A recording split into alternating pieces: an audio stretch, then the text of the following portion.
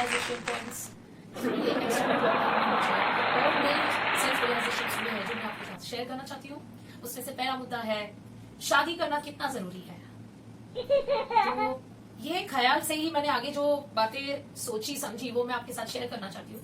तो मुझे ये बात का ख्याल आया है कि हम सभी दुनिया में जितने भी लोग रहते हैं सभी एक मार्केटिंग प्रोफेशनल है। सब अपने आप को मार्केट कर रहे हैं, मार्केटिंग स्ट्रेटेजीज बनाते हैं और खुद को प्रमोट करते हैं। और दूसरी बात ये समझ में आई मुझे कि हम सभी एक परमाणु है। We are one atoms in this whole universe. So let me explain, elaborate on this thought. शादी करना कितना जरूरी है? फर्स्ट, शादी करना बहुत ही जरूरी है। ये लॉकडाउन में मुझे ये ब्रह्म ज्ञान हुआ है, क्योंकि जब मैं स्कूल में होती थी, कॉलेज में होती थी, मैं इलेक्शंस में खड़ी रहती थी और मैं जीतती थी। Class monitor, class prefects, house captain, whatever जो भी चीजों के लिए इलेक्शंस होते थे तो हमें अपने आप को प्रमोट करना पड़ता था। फिर जब हम सोसाइटी में रहने आए बिल्डिंग में, तो इसके इलेक्शन होते हैं, उसमें भी हम इलेक्शन में खड़ी रहती हूँ। और you have to promote, you have to show your values, how much you can add your services to the easing life of the people around you. And that's how लोग आपको पसंद करने लगते हैं और आपको वोट देते हैं। शादी करना भी यही है।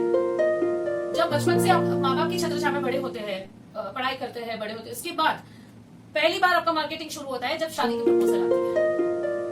और आप किसी को रिजेक्ट करते हैं, कोई आपको रिजेक्ट करता है। जैसे ये प्रपोजल आती है, it is like a voting sequence started. जब आपकी शादी पक्की होती है तो आपका फर्स्ट वोट कंफर्म्ड हो जाता है। उसके बाद होता है बच्चा, सेकेंड वोट कंफर्म, दूसरा बच्चा, थर्ड वोट कंफर्म, और इसके साथ रिलेटिव्स, इन लॉज, इनके भी वोट कंफर्म्ड हो जाते हैं। तो आप अपने आसपास एक दुनिया बना लेते हैं, number of voters who will vote for you. आपके वेंडर्स है, ऑफिस कलीग्स है, आपके नेबर्स है, आपके जो भी फ्रेंड्स है, क्लासमेट्स है, बैचमेट्स है, सब मिलके एक सर्कल बनाते हैं आपके आसपास। और आप जैसे एक न्यूक्लियस, एटम के न्यूक्लियस है, परमाणु, और ये जो आपके आसपास घूमने वाले लोग हैं ये इलेक्ट्रॉन्स है। तो ये एक दुनिया बनाते हैं। और तब आपकी जिंदगी चलती है, ये आपके आसपास घूमते रहते हैं और आपकी जिंदगी बनती है। आपकी जो वोटर्स है वो आपके साथ रहते हैं, आपके जो इलेक्ट्रॉन्स है वो आपके साथ रहते हैं, वो आपकी दुनिया है। जो ज्यादा फेमस होता है उसके पास 500 वोटर्स होते हैं, कम फेमस होता है उसके पास 100 वोटर्स होते हैं, 50 वोटर्स होते हैं, किसी के पास हजारों में वोटर्स होते हैं। और वो कहलाते हैं वर्ल्ड लीडर्स, एक्टर्स, स्पोर्ट्समैन, जो फुटबॉलर्स होते हैं जैसे मेसी। बहुत सारे लोग हैं जो वर्ल्ड फेमस है, तो उनके पास इतने सारे वोटर्स है, इतने सारे इलेक्ट्रॉन्स है। और ये एक मेरा जो फंडा मेरे माइंड में आया, और जब आप इस दुनिया से विदा लेते हैं तो ये पूरा सर्कल टूट जाता है, पूरे इलेक्ट्रॉन्स बिखर जाते हैं और वो दूसरे एटम के पास चले जाते हैं। वो अपनी ऑर्बिट से वो कहीं और बना लेते हैं, और इस तरह एक जिंदगी खत्म होती है, दूसरी चलती रहती है। That's how it's like oxidization and reduction. No, electron share होते हैं, इलेक्ट्रॉन कभी डोनेट किए जाते हैं, कभी दिए जाते हैं, डोनेट किए जाते हैं या एक्सेप्ट किए जाते हैं, और मॉलिक्यूल बनते हैं, कंपाउंड बनते हैं। तो इस तरह जो इन एंड आउट है, एक्सचेंज ऑफ इलेक्ट्रॉन्स होते रहते हैं, वोटर्स होते रहते हैं, और लोगों के रिश्तेदार बदलते हैं, फ्रेंड सर्कल बदलते हैं। बट फिर भी शादी करना बहुत जरूरी है। दिस इज माई तात्पर्य of this whole talk. Thank you. Hi, और एक बात बतानी थी, सेकेंड पॉइंट, कि पुराने जमाने के लोग अपने आप को कैसे मार्केटिंग करते थे। तो उन्होंने स्कल्पचर्स बनाए, मॉन्यूमेंट्स बनाए, जैसे कि 400 बीसी में सांची में स्तूप बनाया अशोका ने, या 1600 बीसी में महाबलीपुरम में पांडव केव्स बनाई गई। सो ये सारी बातें, जो स्कल्पचर्स हम देखते हैं, मॉन्यूमेंट्स देखते हैं, जो इतिहास में गवाह है कि ये राजा यहाँ पे आए थे, उन्होंने यहाँ पे युद्ध किया था, या उनमें जो पोर्ट्रेट्स बनाए दिखाए गए हैं वो उनकी जीवन शैली का पिक्चर दिखाती है कि वो कैसे कपड़े पहनते थे, कैसे रहते थे, उनकी सोच क्या थी। तो हम अपने आप को मार्केट कैसे करते हैं? तो आज के जमाने में क्या स्कल्पचर्स बनाना, मॉन्यूमेंट्स बनाना पॉसिबल है हमारे लिए? अगर मुझे अपने आप को मार्केट करना है तो मैं क्या करूंगी? The best thing is to make a video. शायद ये वीडियो रह जाएगा मेरे जाने के बाद भी। I don't know what is the other way. और मैंने ये भी महसूस किया कि मेरे बच्चों को मैंने black and white old movies दिखाई। किशोर कुमार जी की चलती का नाम गाड़ी, मधुबाला जी, उनको पता नहीं कौन है ये। उनको मैंने मदर इंडिया बताई, नरगिस जी की, पता नहीं है कौन है। और ये पूरी जब पिक्चर उन्होंने देखी राज कपूर जी की, श्री 420, तो पूरी मूवी तक उन्होंने एक बार भी नहीं बोला कि मुझे नहीं देखना है, बंद कर दो, because they were glued to it. It was so interesting for them, without the colours into it, without the item songs, without the अभी की आजकल की जो हॉलीवुड मूवीज आती है, एवेंजर्स एंड ऑल, उसके वीडियो इफेक्ट्स के बिना का वीएफएक्स के बगैर की ये मूवीज थी।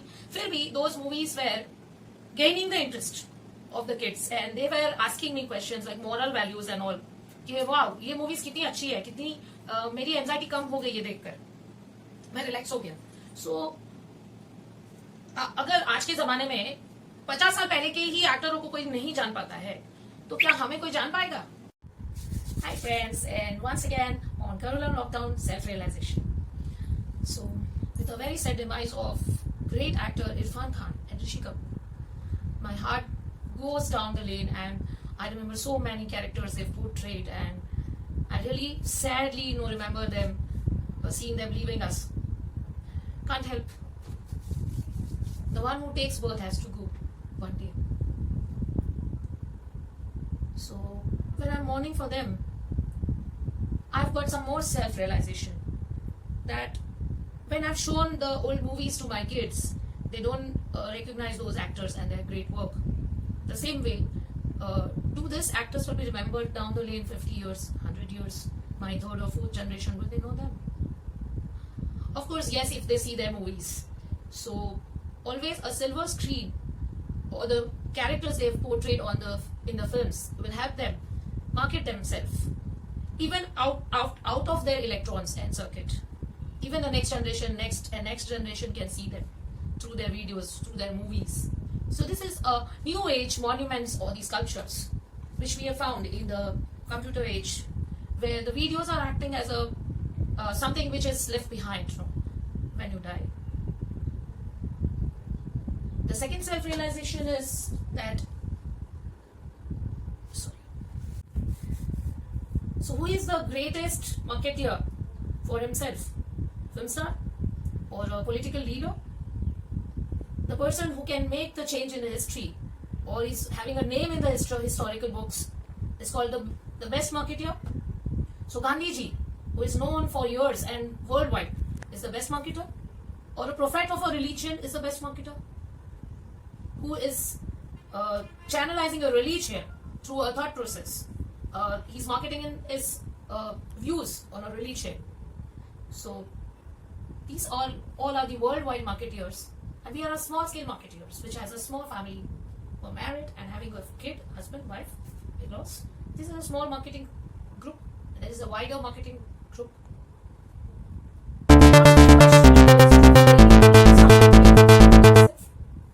Do we need to promote ourselves like this?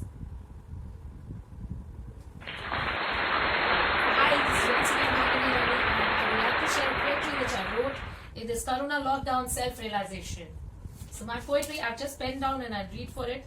They started with a thought process that today they have given some relaxation and opened the shops of wine. And there's a big huge queue outside the wine shops to buy the liquor. And that has made me think that what is more important. Even in our building they've called a truck of non-veg food. And okay, so these are the necessity things of some people. Okay, now let me read this.